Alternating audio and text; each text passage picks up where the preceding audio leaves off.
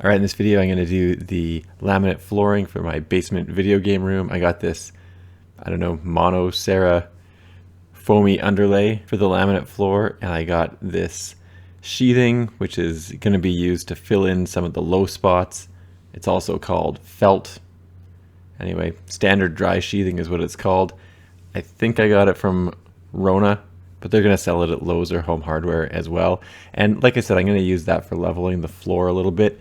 Any low spots after I did the Drycore subfloor installation. If you didn't see that video, it should be the one just before this. Put a link in the description and links for the tools in the description as well, although there's not a whole lot of tools used in this video. So I'm using a 6-foot level, and I'm just finding any spot that dips down a little bit on the floor, and there's not very many. And I'm going to take this felt, and I'm going to cut it out to the shape of the low spot, and I'm just going to staple it right into the low spot. So I don't take it right to the edge of the low spot. Basically, I make them smaller and smaller within that low spot. So I'll take another piece and it'll be a little bit smaller than the last piece, and it just looks like that. And then I just take a hammer, knock down those staples, so that's not a big deal. And I am making a lot of free foot content in some of these videos, so like and subscribe for sure.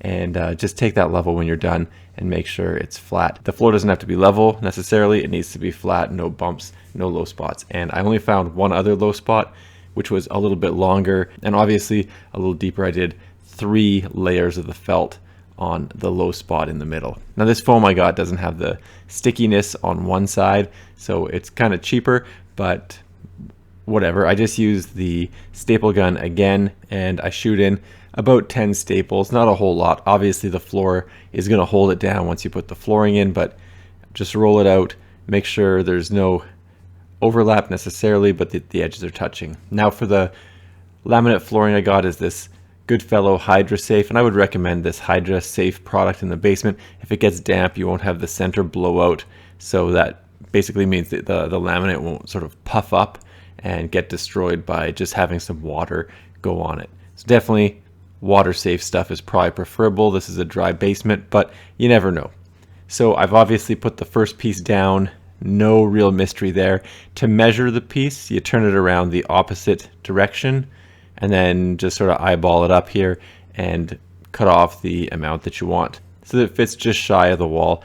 And really this is based on how thick your trim is. You're going to want it between 1/8 and 1/4 inch from the wall at most. And then obviously the type of trim you have play into this as well. My saw is too small to cut this wood, so you do have to turn it around. That's obviously not what you want to do for fine woodworking, but because this is going to be covered up by the trim when I'm done, it's not a big deal if there's slight irregularities in the wood cut. This first one doesn't lock into place, but all future boards are going to lock into place. And like I said, take the piece of floor trim that you got and just make sure that the trim is going to totally cover the edges of your flooring. If it looks like it's not going to do it, then maybe you need to cut the board a little longer. Now you're going to notice I'm going to cut this first one. You don't want your ends to end in the same spot. So I'm going to cut this first one pretty much in half, so I don't really need to measure anything, but you have to stagger this or your floor is going to look strange. Obviously all these boards are the exact same size, so really the only way you get this staggered effect is by making this one first cut. So the cut up against the wall is critical to ensuring that staggered joint. And these things just come in at an angle. You got to push them in a little bit. You'll hear a little click, and then it just can drop down.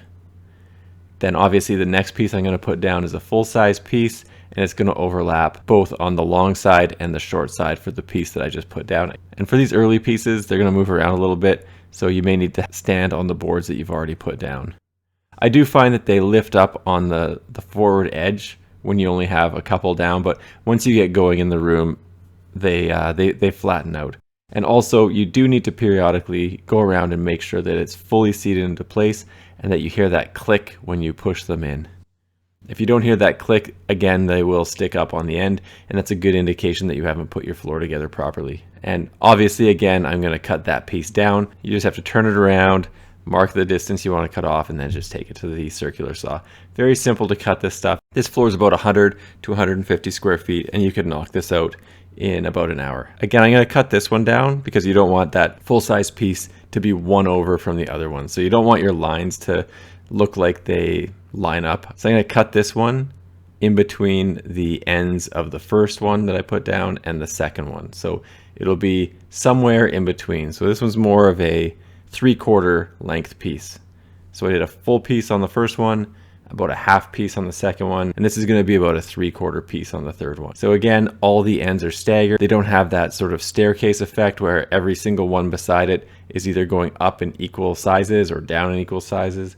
So just keep it mixed up. Now, if you have a corner like this, I find it's best to cut the length of it first.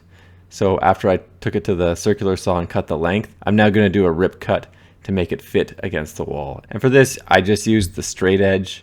You could really use anything and just mark out how far it has to come out and over from the wall to actually fit. So pretty straightforward. The good thing about this flooring is that the laminate is always going to be nice and straight, so you could use that as your straight edge as well. To cut this line out, I do use a small circular saw. I think it's called a plunge saw. Anyway, it's just a very small circular saw. I don't love it, actually. I end up using the jigsaw a lot more. So to finish the cut off here, I am using the jigsaw.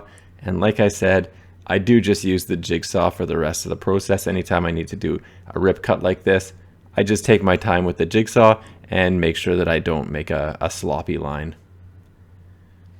So there's the cutout for that, and you can see that it fits right around the wall, no problem. And before I do anything, I'm going to take that trim and make sure it's going to fit and not look jacked up with that cut that I just made. Obviously the wall's a little wavy, but I'll deal with that when I put the trim on. Now, once again, I'm going to stagger the joints. So I am going to still cut this one, because this one will give me a staircase look. If I do a full piece here, you're gonna have 3 equal steps in a row coming upwards. So that one I put a little bit lower as well. So this is in between sort of 1/2 and 3/4. And then the next one I do is gonna be a full size piece, and that'll give me a good mix. So I don't have the H pattern, I don't have a stair step pattern, and I have none of the joints too close to the other joints. So I do a very small piece, and then the next one I'm going to do a full-size piece. And obviously I'll throw it in fast motion. I think people get the point. And cutting around the door frame is very similar to cutting around the bump out for the plumbing that I did earlier. I just use a straight edge and put the flooring in place where it would go, and then just use the straight edge to measure the distance I need to go out and over. And then like I said, I used the jigsaw for all of these cuts. Pretty easy to do this with some very basic tools. Really, you don't even need a tape measure, just a ruler and a pencil, a circular saw, and like I said, a jigsaw is pretty helpful.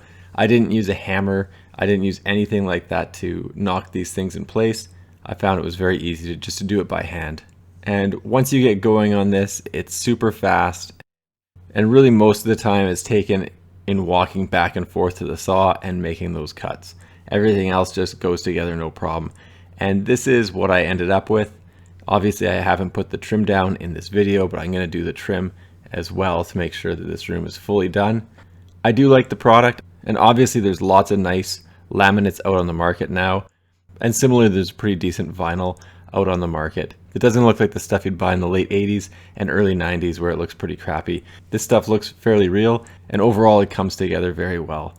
I'll get a low profile view of the floor here. You can see it's looking good and flat, and when you walk on it, it has a little bit of give to it. Obviously there's the foam underneath it, but because I did that leveling process to make sure all the low spots were filled in, there's no real flex in the flooring when you're walking on it, just a little bit of give from the foaminess underneath it. Anyway, like I said, I'm happy with how it turned out, and obviously I think it looks much better than when I started.